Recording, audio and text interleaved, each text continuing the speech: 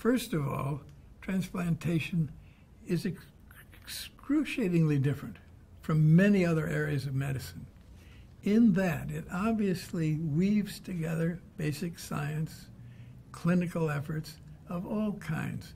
But that's not where it stops. It goes out into society, into ethical and all sorts of other considerations. It's brought the attention of people to the responsibility that we have one to another in a way that's new. And that's reason number one, that it's so broad and there's so many different interests, all of which are essential and all have to be woven together. That's the reason for a society, is to do things like that. And the Transplantation Society is doing it and has done it. The other reason for why transplantation is so beguiling is because it's so remarkably successful. It's come such a long way. Working in the vineyard of transplantation for a lifetime, as I have done, has given me the privilege to see things improve and go on improving, to see that your work makes a difference. That's a terribly important thing too. Not always true in medicine. Well, I feel certain that there'll be something like the Transplantation Society. And the obvious reason for that is that there will be organ failure. There'll be the failure of individual people to make up deficiencies, either caused by disease or even by injuries and trauma. That's not going to stop.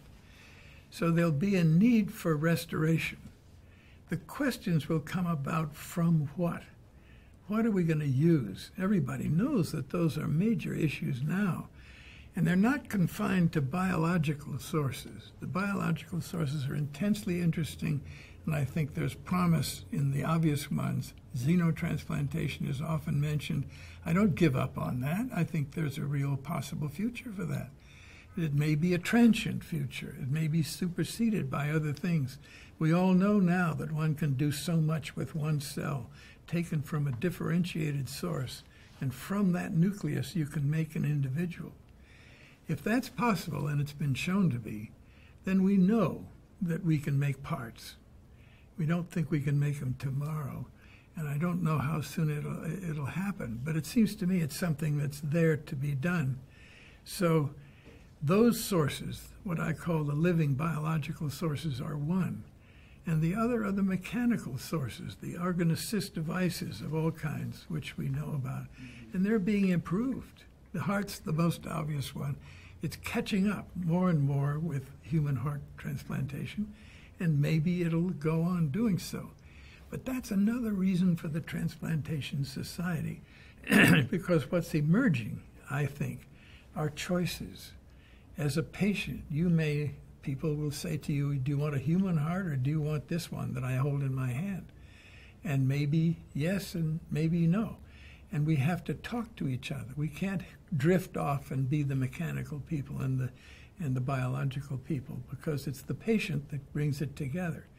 So for that reason, I think the Transplantation Society, or something like it, will have to be here.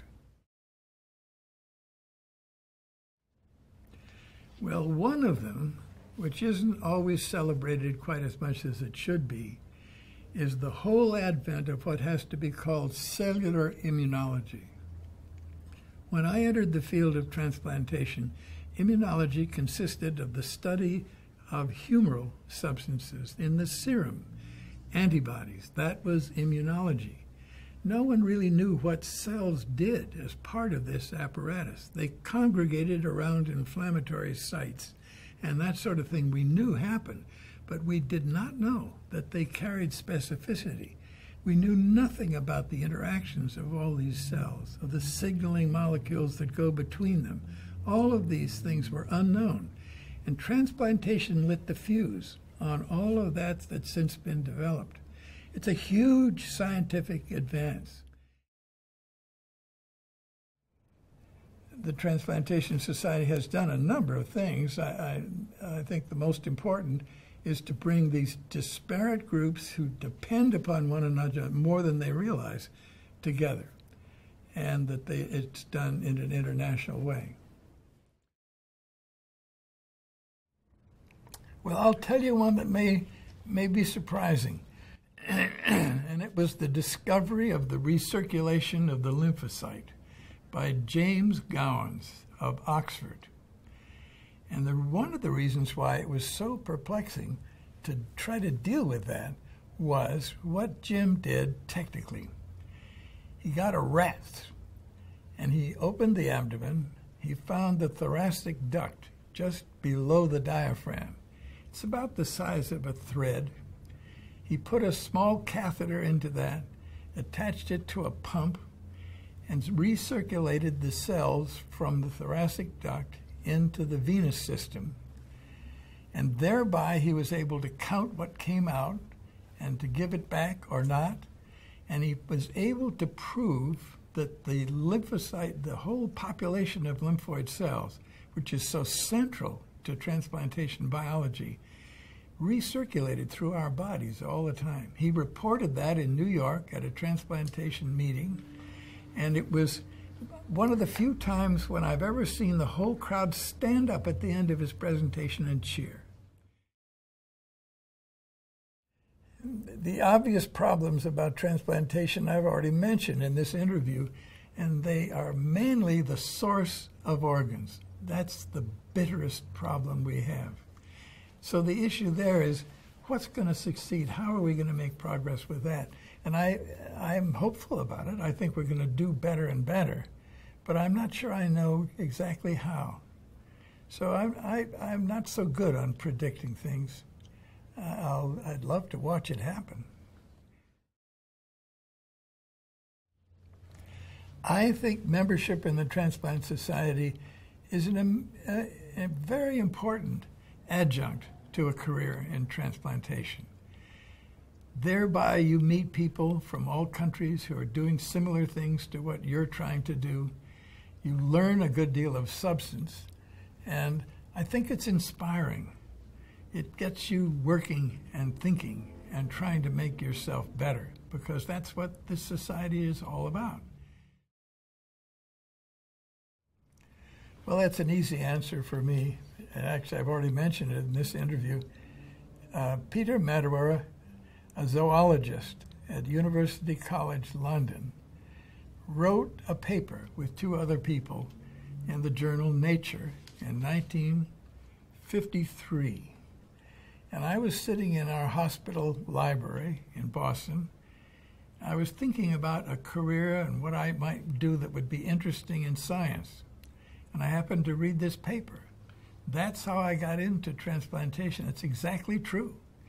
So I wrote him a letter, and I asked him if I could come and work with him. He was very loath to take on a surgeon. He was a zoologist. He thought surgeons were maybe a little difficult to deal with. And furthermore, there were a number of communists in his department, and we were in the midst of McCarthyism over here. And he thought, I don't think I need to cause trouble. So he didn't accept me right away, but with the help of some of my friends, he finally did. And it was an absolutely enlightening experience, a glorious experience for me. So I was looking for something that had some scientific content that was going to be, I didn't expect that it was going to be clinically useful. There was no hint of that at the time. Nobody had really done. When I started communicating with Peter in 1953, I guess I must have known that people were making efforts to transplant kidneys, but with not much success. And here was something, biological interest, that was absolutely captivating. And that was the reason I took it on. I wasn't expecting it was going to work out clinically particularly at all.